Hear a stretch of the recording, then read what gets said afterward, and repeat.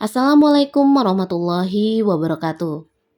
Kembali lagi di demonstrasi kontekstual modul 3.1, yaitu wawancara dengan kepala sekolah tentang praktik pengambilan keputusan selama ini di sekolah. Perkenalkan, saya Herlina Febriani, CKP Angkatan 5 Kota Tangerang, dengan fasilitator Bapak Bustan Permata dan pengajar praktik Ibu Eko Budi Kuswandari. Saya melakukan wawancara kepada dua kepala sekolah. Yang pertama, Ibu Tuti Sundusia SPDMM, yaitu Kepala Sekolah SDN Kedaung Wetan 3. Kemudian Ibu Awawat SPD, Kepala Sekolah SDN Kedaung Wetan 5. Berikut adalah hasil wawancara. Assalamualaikum Ibu. Waalaikumsalam Bu Lina. Ibu, mohon mengganggu sebentar waktunya nih Bu. Oh ya, silakan. Ya Bu, kebetulan saya ada tugas pendidikan guru penggerak. Ya. Di sini saya akan mewawancarai Ibu berkaitan dengan pengambilan keputusan. Oh ya. Mungkin nanti ada beberapa pertanyaan yang akan saya sampaikan kepada Ibu mengenai pengalaman Ibu terkait pengambilan keputusan sebagai pemimpin di sekolah ya Bu ya. Ya. Untuk yang pertama, selama ini bagaimana Ibu dapat mengidentifikasi kasus-kasus yang merupakan dilema etika atau bujukan moral? Oh iya, tentang dilema etika ya, itu yang dimana kita mengambil keputusan itu kita dihadapkan pada suatu yang benar ya keduanya. Sedangkan kalau tadi ke bujukan moral itu biasanya kita dihadapkan pada permasalahan yang satu hanya misalnya benar, yang satu itu salah gitu ya. Iya, betul. Kemudian jika dikaitkan tadi dengan dilema etika ya Bu, ada keputusan di mana satu keputusannya benar, kemudian satu lagi benar. Apakah Ibu mengalami hal seperti itu Bu? Oh ya, itu juga pernah Ibu alami ya, namanya di sekolah ya. Biasanya kebanyakan menyangkut hal kalau masalah prasarana di sini ya. Kebetulan di SD Kedaung Wetan 3 ini muridnya banyak, kita kegiatannya juga banyak, tapi kita mempunyai fasilitas ruang yang terbatas. Contoh misalnya kalau di atas itu memang kita disediakan pemerintah yang sedianya tadinya kita untuk ruang komputer ya, tapi kita juga perlu perpustakaan dan juga kita di sini ada dua agama yang banyaknya sama. Jadi kalau misalnya pelajaran agama Islam dengan Buddha bersamaan, nah otomatis satu lagi itu akan memerlukan ruang dan terpaksa ruang itu dipakai. Sementara kita ini juga mau ANBK di mana kita perlu juga ruang komputer ya. Seperti itu. Di mana semuanya itu perlu semua kegiatan itu benar dan wajib penting. Nah, itu dilemanya seperti itu. Nah, Ibu dengan dilema seperti tadi yang Ibu ceritakan ya, akhirnya keputusan yang Ibu ambil seperti apa Bu? Nah, untuk mengambil keputusan itu Ibu tidak bisa langsung saklek ya, tidak menggunakan ego. Udah di sini ruangnya, tetapi Ibu akan bicara dengan guru-guru, kita bermusyawarah mana yang lebih baik, mana keputusannya, nanti solusinya seperti apa, itu kita ambil dari ide masing-masing guru. Misalnya ruang ini sebaiknya untuk ANBK, misalnya belajar agama Buddha di mana. Nah, itu kan kita akan cari solusi bersama-sama supaya nanti sama-sama enak, tidak ada yang merasa tersakiti dan kegiatannya juga akan berjalan dengan lancar. Nah, seperti itu. Semua kalau dimusyawarahkan, didiskusikan bersama-sama, insya Allah akan ada solusinya yang terbaik. Luar biasa sekali nih Ibu. Nah Ibu, sekarang selama ini bagaimana Ibu mengambil keputusan di sekolah ya di SDN Kedaung Wetan 3 ini, terutama untuk kasus-kasus di mana ada dua kepentingan yang sama-sama benar ya Bu, atau sama-sama mengandung nilai kebajikan. Iya. Biasanya kalau sama-sama benar ada suatu permasalahan yang seperti itu, misalnya kalau menyangkut individu guru, biasanya Ibu akan memanggil guru tersebut, kita akan bicara, misalnya kalau Ibu menugaskan beliau misalnya untuk mengikuti kegiatan tertentu, ternyata beliau tidak menyanggupi, Ibu akan bicara secara individu dulu gitu ya, apa permasalahannya, mengapa tidak bisa, nanti pemecahannya seperti apa. Kalau sudah secara individu, baru Ibu akan bicarakan kepada yang lain untuk menggantikannya misalnya, atau solusinya seperti apa gitu. Jadi kita tidak langsung menjudge guru tersebut tidak melaksanakan tugas atau apa, kita akan cari dulu permasalahannya. Ya kita kan secara manusiawinya ada lah, itu tidak harus dinas memang harus dilaksanakan, tetapi kita juga secara manusia kita lihat mungkin ada yang bisa diatasi untuk mengatasi permasalahan tersebut seperti itu. Jadi intinya Ibu lakukan dialog dulu ya Nah, Bu, diskusi iya. dengan misalkan kalau permasalahannya dengan salah satu guru, Iya. langsung aja diskusi ya. Kemudian Ibu, langkah-langkah atau prosedur seperti apa yang biasanya Ibu lakukan selama ini? Kalau kita ada keinginan, permasalahan, atau ada sesuatu yang ini benar, yang ini juga benar, mana kita prioritaskan. Untuk menentukan prioritas itu, kita bicara dengan guru, bermusyawarah. Nanti setelah itu kita cari solusinya bersama-sama. Misalnya mulai kita dari susun, misalnya kita pertanyaan, nah kalau ini misalnya seperti ini, harus bagaimana solusinya. Kita kumpulkan tuh misalnya dari pertanyaan itu jawaban-jawaban, setelah itu kita tentukan solusinya hingga akhirnya adalah penyelesaiannya yang kita lakukan bersama-sama.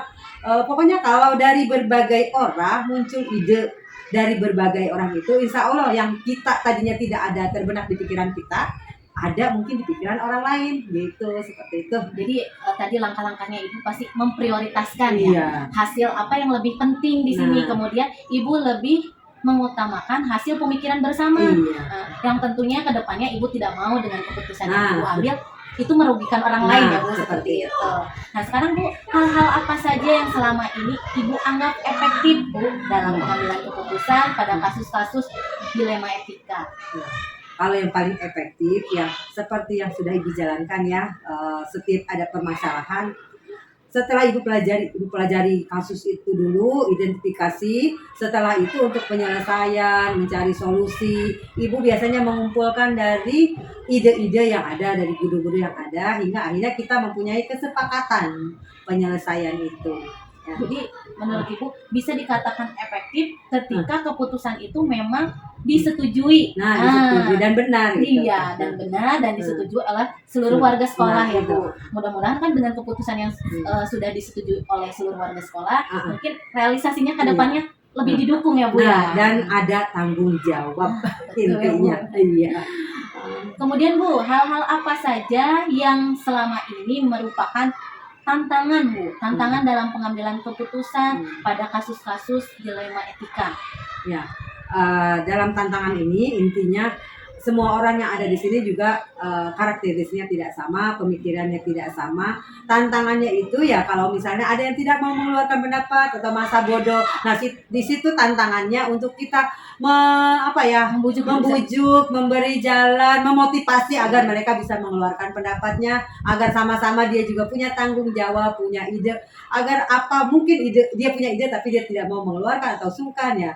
Itu kita dorong supaya mereka terbiasa untuk sama-sama mencari pemecahan masalah.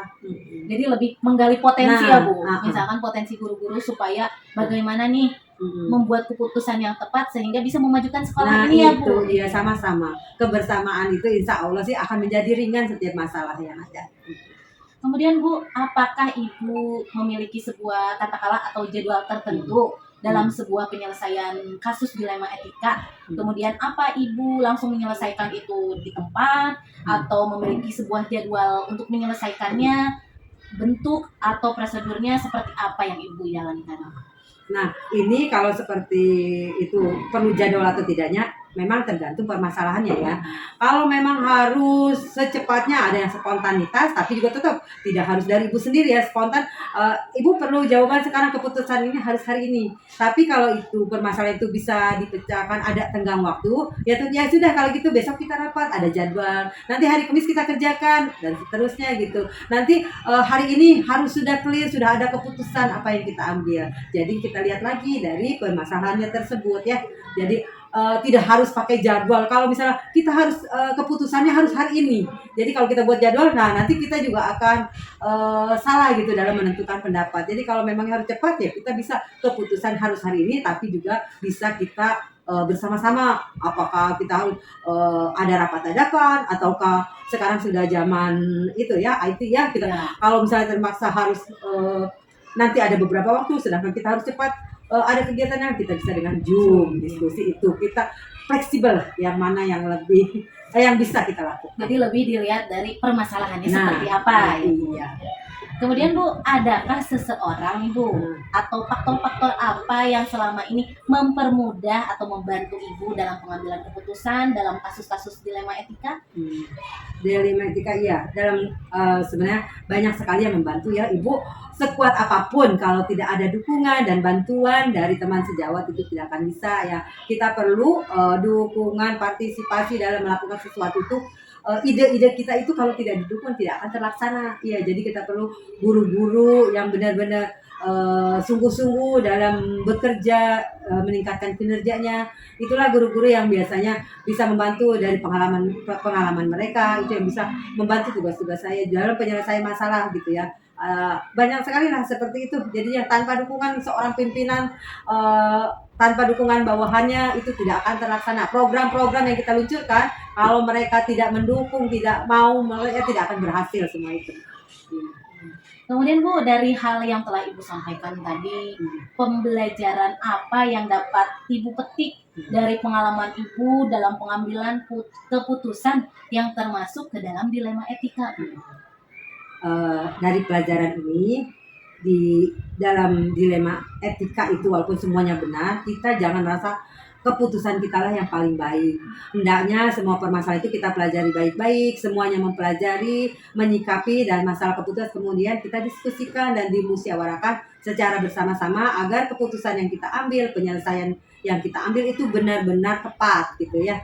Istilahnya tidak ada nanti kalau kita keputusan bersama otomatis juga akan dibarengi dengan tanggung jawab bersama, bukan tanggung jawab kita sendiri. Nanti istilah kalau sendiri kita akan belum tentu berhasil gitu. Tapi insya Allah kalau dikerjakan bersama-sama, tanggung jawab bersama, mereka bekerja dengan ikhlas, menyelesaikan sesuatu dengan sungguh-sungguh, insya Allah keberhasilan itu ada di situ lebih besar. Alhamdulillah, luar biasa sekali nih Bu. Pengalaman Ibu dalam pengambilan keputusan memang luar biasa ya Bu.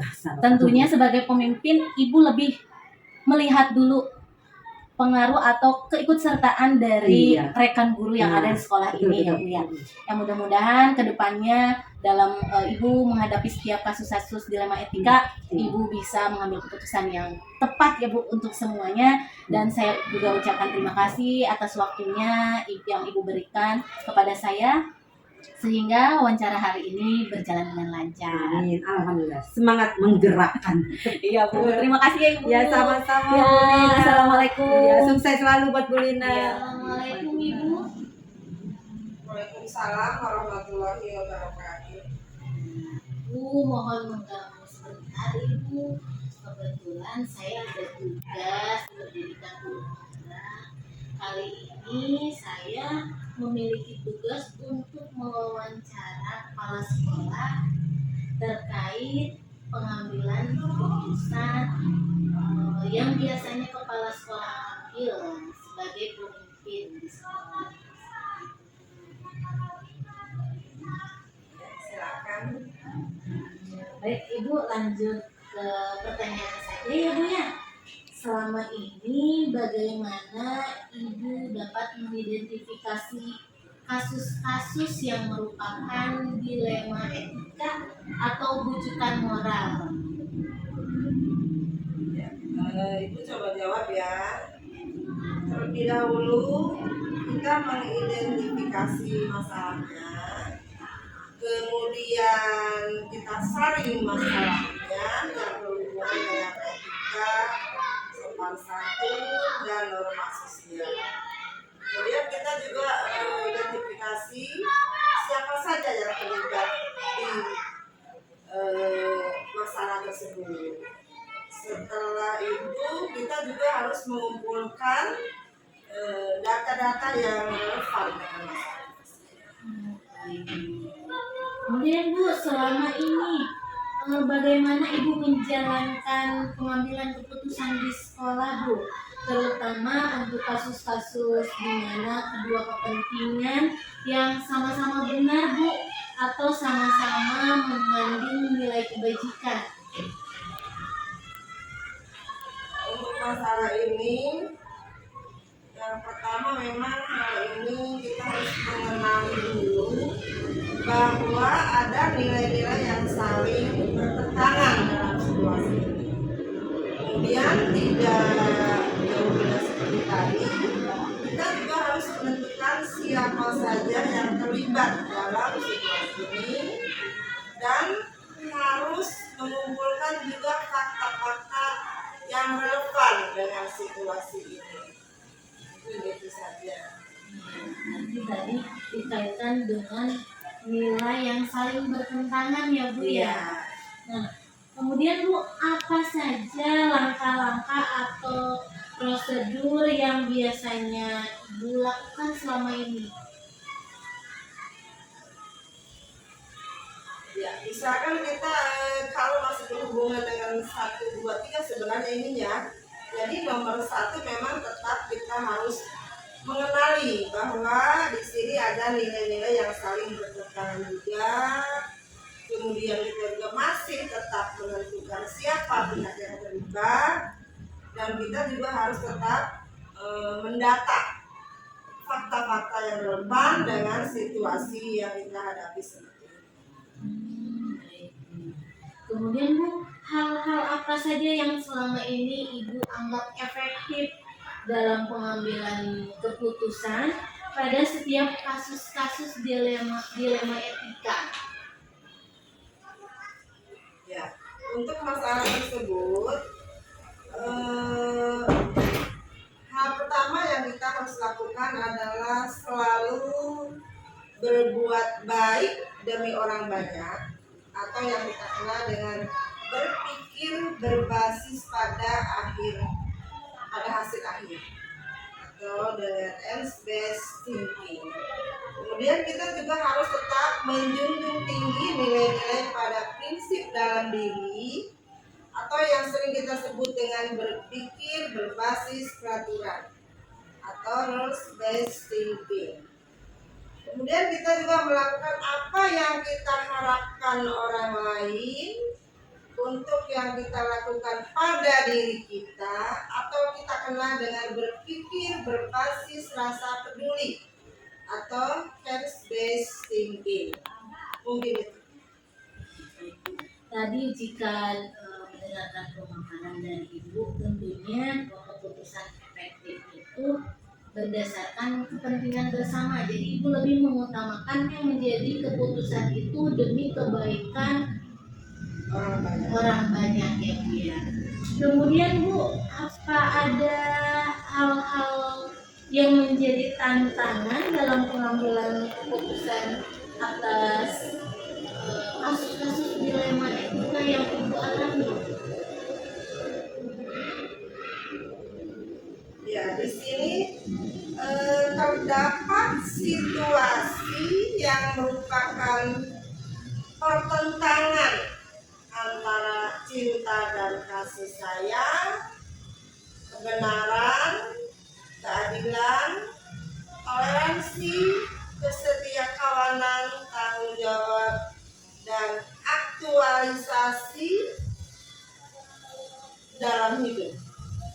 Mungkin itu aja. Jadi tantangannya karena banyak sekali nilai-nilai di situ yang saling bertentangan ya Bu ya. Ya. Apakah Ibu memiliki sebuah tata cara atau jadwal tertentu nih Bu dalam sebuah penyelesaian kasus dilema etika? Kemudian apa Ibu juga langsung menyelesaikan kasus tersebut di tempat atau memiliki sebuah jadwal untuk menyelesaikannya? Bentuk atau prosedurnya seperti apa yang Ibu jalankan? Ya, kalau selama ini mungkin untuk pengambilan keputusan yang pertama dilakukan dengan mempertimbangkan paradigma dan proses berpikir seperti itu. Kemudian dilanjutkan dengan melakukan pengujian menggunakan langkah-langkah sistematis sesuai dengan ajaran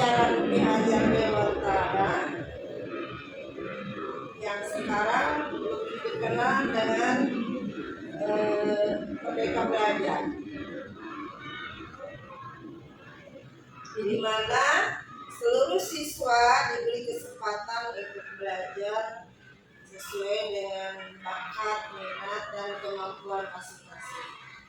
Begitu saja.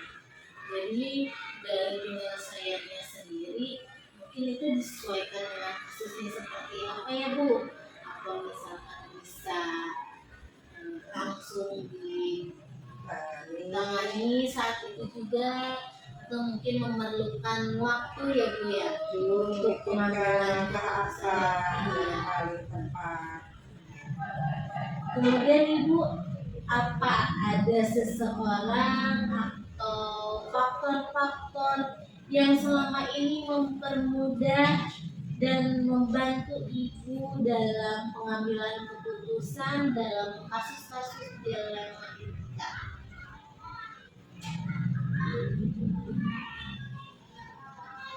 Kalau yang selama ini saya alami,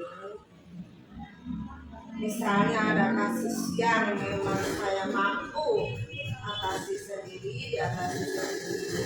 Tapi kalau sekiranya yang gak mampu nih, perlu bantuan orang, ya saya juga mengandalkan atau meminta bantuan kepada orang-orang yang lebih kompeten dari saya. Kalau ini Bu, kalau misalkan kasus itu terjadi di sekolah, apa Ibu lebih mengutamakan keputusan yang diambil dalam diri Ibu atau misalkan didiskusikan dengan guru-guru Bu? Kita karena menjunjung tinggi demokratis ya, menjunjung tinggi demokrasi, apapun itu kita selalu persoalkan. Jadi kita walaupun pemimpin, kita bisa mengambil keputusan sendiri. Walaupun di hasil akhir memang kita yang memutuskan sebagai pemimpin, tapi berdasarkan hasil musyawarah. Hebat sekali. Kemudian Ibu, dari semua hal yang tadi Ibu sampaikan, pembelajaran apa yang dapat Ibu petik dari pengalaman Ibu dalam pengambilan keputusan dilema etika? Ya, kalau misalkan kita perhatikan ya dari awal sampai akhir untuk permasalahan tadi, ketika kita mengambil keputusan memang harus menggunakan teknik komunikasi yang baik, sehingga moral dan etika tetap dijunjung tinggi dan semua orang yang terlibat di dalamnya harus memiliki rasa kenyamanan dan kepuasan tersendiri. Terima kasih Ibu atas waktunya. Alhamdulillah wawancara hari ini berjalan dengan lancar. Kemudian saya juga akhirnya mendapatkan ilmu baru dari pengalaman-pengalaman Ibu terkait pengambilan keputusan. Tentunya semua keputusan yang Ibu ambil tadi dalam menyelesaikan kasus dilema etika, kemudian Ibu juga melakukan langkah-langkah yang luar biasa untuk menyelesaikan permasalahan yang akhirnya menemukan keputusan yang sangat tepat ya Ibu. Terima kasih Ibu atas waktunya. Saya mohon pamit. Wassalamualaikum warahmatullahi wabarakatuh. Sama-sama ya Neng, mudah-mudahan jawaban Ibu ya puas, tidak puas, harus puas. Assalamualaikum warahmatullahi wabarakatuh. Pada kesempatan kali ini saya akan menganalisis hasil dari wawancara yang telah saya lakukan kepada 2 kepala sekolah. Hal-hal menarik apa yang muncul dari wawancara tersebut? Pertanyaan-pertanyaan mengganjal apa yang masih ada dari hasil wawancara bila dibandingkan dengan hal-hal yang Anda pelajari seperti 4 paradigma, 3 prinsip dan 9 langkah pengujian, apa yang Anda dapatkan? Hal-hal menarik yang muncul dari wawancara yang telah saya lakukan, yaitu sebagai pemimpin, penting sekali berdiskusi dengan rekan guru sebelum pengambilan keputusan. Karena pemimpin tidak bisa mengambil keputusan sendiri, walaupun di hasil akhir memang pemimpinlah yang memutuskan. Namun, hasil keputusan tersebut berdasarkan hasil musyawarah yang telah dilakukan. Jika dibandingkan dengan yang saya pelajari di modul 3.1, para pemimpin sekolah dalam pengambilan keputusan terkait dilema etika sudah menerapkan beberapa hal mengenai 4 paradigma, 3 prinsip, dan 9 langkah pengujian keputusan. Hanya saja, belum semuanya dilakukan. Para pemimpin dalam pengambilan keputusan sudah memperhatikan paradigma dan prinsip pengambilan keputusan, di mana keputusan yang diambil berbasis hasil akhir. Bagaimana hasil wawancara antara 2-3 pimpinan yang Anda wawancarai? Adakah sebuah persamaan atau perbedaan? Kira-kira ada yang menonjol dari salah satu pimpinan tersebut? Mengapa? Apa yang membedakan? Berdasarkan hasil wawancara, ada beberapa persamaan. Antara lain, yang pertama yaitu tahap identifikasi permasalahan secara umum sama, yaitu mengumpulkan fakta-fakta yang ada sehingga mendapatkan alternatif solusi untuk pengambilan keputusan. Yang kedua, yaitu hal yang efektif dalam pengambilan keputusan pada kasus dilema etika yang terjadi di sekolah, mengutamakan kebaikan banyak orang. Begitu juga dengan perbedaannya. Pemimpin sekolah yang pertama itu lebih condong untuk melakukan diskusi dengan rekan guru dalam pengambilan keputusan. Namun, pimpinan sekolah yang kedua lebih mengedepankan analisis masalah yang kemudian menjadi pertimbangan dalam pengambilan keputusan. Berdasarkan hasil analisis saya, yang lebih menonjol dalam tahap-tahap pengambilan keputusan adalah pemimpin sekolah yang kedua, karena lebih sesuai dengan langkah-langkah pengambilan dan pengujian keputusan. Apa rencana ke depan para pimpinan dalam menjalani pengambilan keputusan yang mengandung unsur dilema etika? Bagaimana mereka bisa mengukur efektivitas pengambilan keputusan mereka? Rencana ke depan para pimpinan jika dihadapkan dengan masalah dilema etika, yaitu melakukan analisa permasalahan secara runtut dan lengkap berdasarkan 4 paradigma, 3 prinsip, dan 9 langkah pengambilan dan pengujian keputusan. Sehingga kedepannya pimpinan tidak ragu dalam mengambil keputusan, meskipun dalam prosesnya selalu ada tantangan. Keputusan yang diambil tentunya harus mengutamakan nilai-nilai kebajikan dan memposisikan diri seperti orang lain serta berpihak pada murid.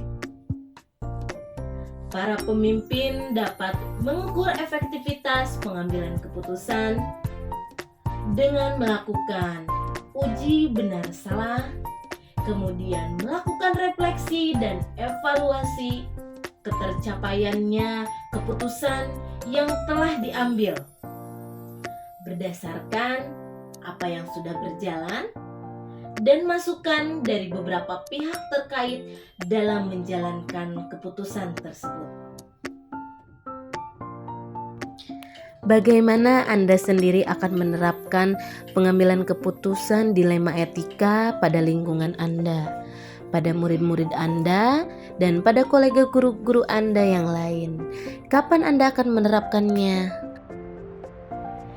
Jika saya menghadapi permasalahan dilema etika, baik di lingkungan maupun dengan rekan sejawat, tentu saja saya akan menerapkan proses pengambilan keputusan dengan mengacu pada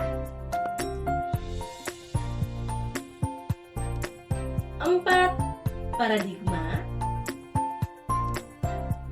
3 prinsip, kemudian 9 langkah pengambilan dan pengujian keputusan.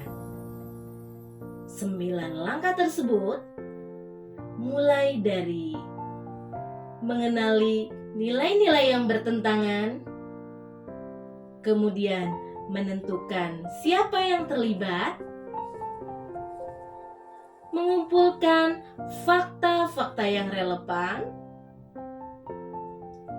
kemudian melakukan uji benar salah,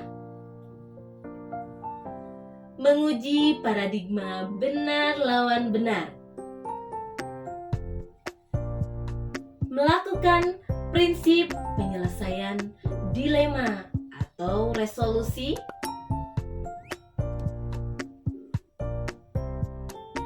melakukan investigasi opsi trilema, kemudian membuat keputusan lalu merefleksikannya.